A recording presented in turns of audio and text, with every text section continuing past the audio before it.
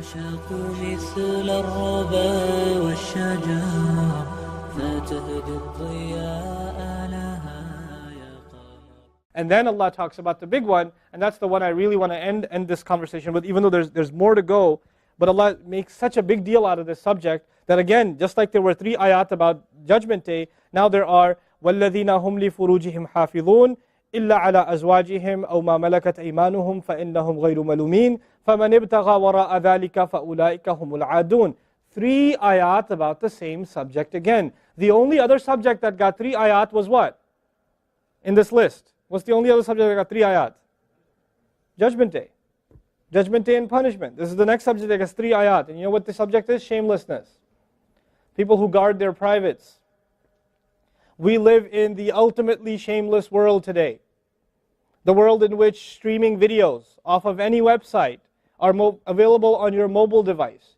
The age in which the pornography industry is a multi-trillion-dollar industry. The point of which, the agenda of which is to make sure every one of you is a consumer of filth in one way or another. That every man, woman, and child is exposed to this stuff, and they're hoping you are, so you become addicted to it, so you become yet another consumer. This is the gift of pornography to society. It's creating people, turning people into animals and perverts. And some of you, unfortunately, have that addiction. And you're watching this stuff online. And you're watching it and saving it on your apps and your mobile devices.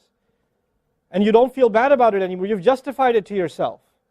And you feel bad about it once in a while, but you go back to it. And as a result, you think, oh, well, at least I'm not hurting anybody. At least I'm not doing it to anybody else. I'm just watching this stuff.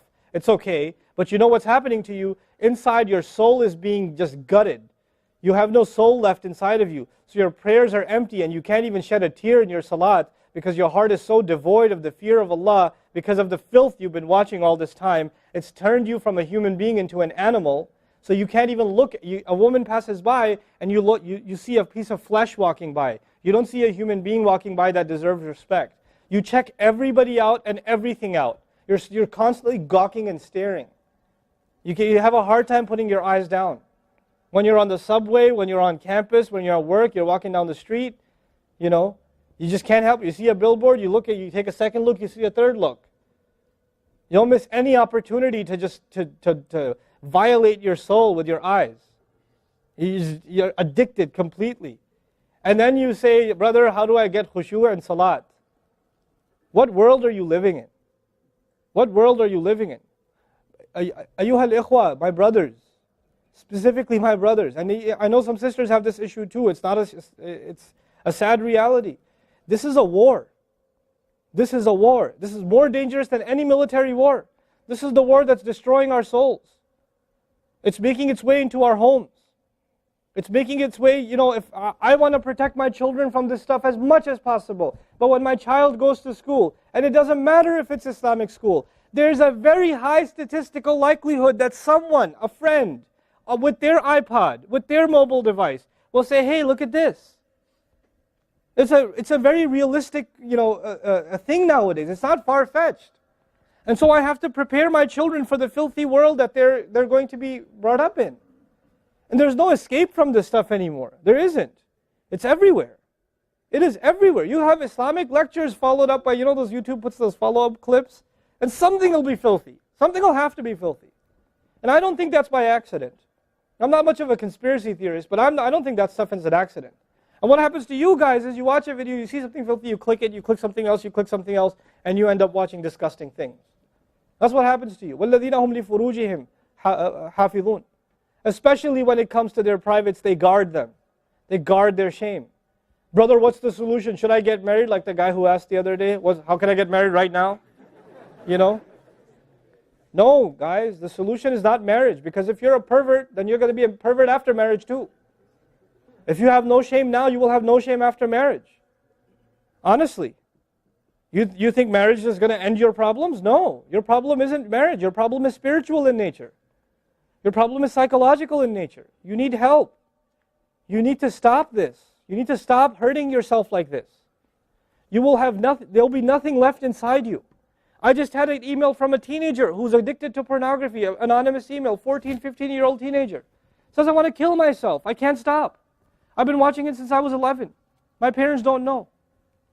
I read this stuff and I cry, because there's not one, there's millions of Muslim kids like this. Millions. Millions of them. We have to help these people. We have to do whatever we can. And we don't have the trillions of dollars of advertising to counter that. We don't. And it's not realistic for me to say Facebook, YouTube, Twitter, internet, it's all haram.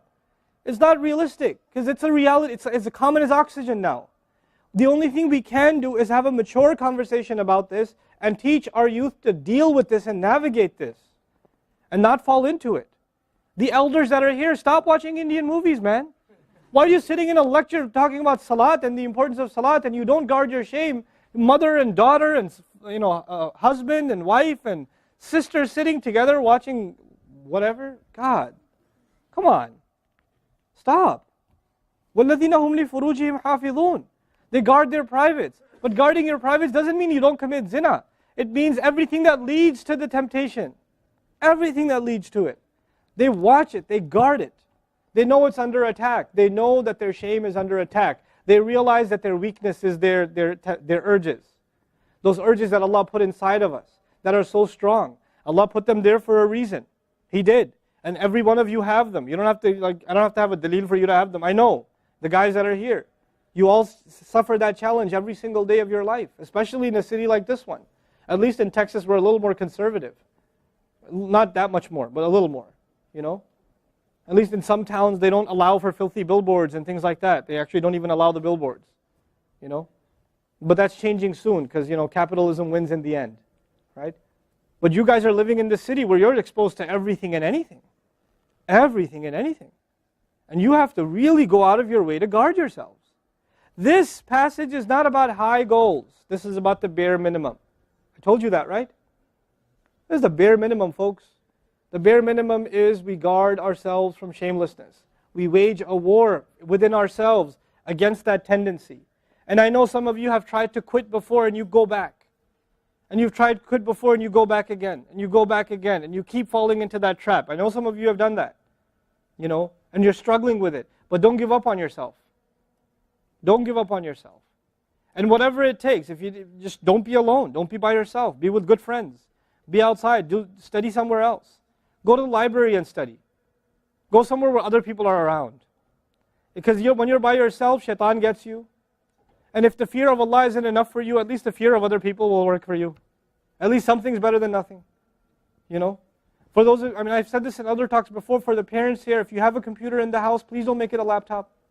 Have a desktop in the house with a really big monitor. Get the biggest monitor you can find. Honest to God, and make sure your computer is in the kitchen or in the dining room. Don't put it in the living room. Don't put it in the kids' room. Don't put it in your bedroom. Put it in the dining room, facing the public. You want to do homework, do it over there. Though you can't move the monitor this way or that way. It's facing everybody. That's how you should have it. This stuff, we have to take these precautions. Don't give your 11-year-old a smartphone. What were you thinking? That's not very smart. Don't give them a smartphone. Why am I seeing kids in Islamic school, 5th graders, with iPhones? iPhone 5s. I don't have an iPhone 5. Why do you have an iPhone 5?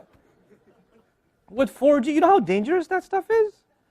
وَالَّذِينَ هُمْ لِفُرُوجِهِمْ حَافِظُونَ إِلَّا عَلَىٰ أَزْوَاجِهِمْ, except upon their spouses. أَوْ مَا مَلَكَتْ أَيْمَانُهُمْ فَإِنَّهُمْ غَيْرُ مَلُومِينَ, or what their right hands possess, then they're not to be blamed. Allah says we have these urges and we can execute those urges, we can release those urges, but to the halal spouse, to the spouse, our spouses. But outside of that, we can't. And by the way, when people get addicted to this sort of thing, and they get accustomed to it, or they get over and overly exposed to it, they have miserable marriages. And marriages start falling apart.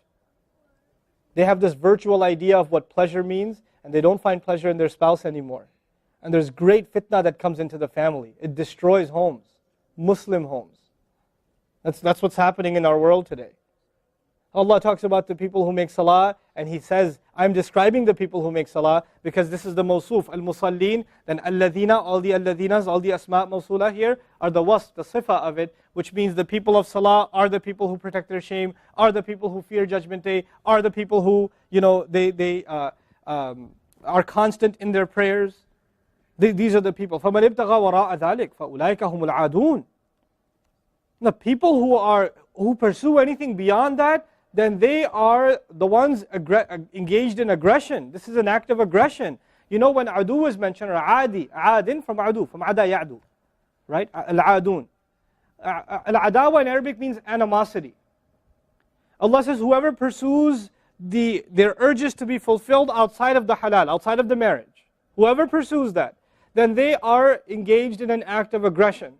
The question is, aggression against who? Because when you say enemy, then you have to say enemy of who? If they've become an enemy, who have you become an enemy to? Allah didn't mention a maf'ul bihi, no jar majroor, nothing related to it. You know what that means? They are an enemy to themselves, their family. They become an enemy even to Allah's teaching. You know, these are the kinds of people. The most important asset you and I have is our hearts. And this shamelessness destroys the hearts. It destroys it. The most precious thing you and I have to preserve is our iman. And these filthy images is destroying your iman. They're tearing your iman apart. Don't let it happen to you. Do not let it happen to you. And I can only talk about this. I can't stop you from doing anything. And nobody else can. You will have to police yourself. You will have to control yourself. You'll have to make the decision, is my iman important enough? Is my salat important enough? You know? Or should I just carry on and pretend? You know what I told you about jazu', right? When you come across evil, you just don't want to deal with it. You just ignore it. There's a lot of people like that. They hear this stuff and they don't deal with it. They just ignore it. And you're jazu'. Then you're not from the musallin. Illa al-musallin. If you don't be from the people of jazu', from the jazu'een. Don't be from them. The people who just leave it. They don't even deal with their problem. They run from it. And they cave in every time. And they're reactionary. And that's the beautiful thing about the beginning of this passage. Halu', reactionary. Usually we react to temptation. You react to an image and it leads you to a site, which leads you to something else, which leads you to something else. You're constantly reacting to things. You're supposed to learn to have the right reaction, and the right reaction comes when we become people of salah.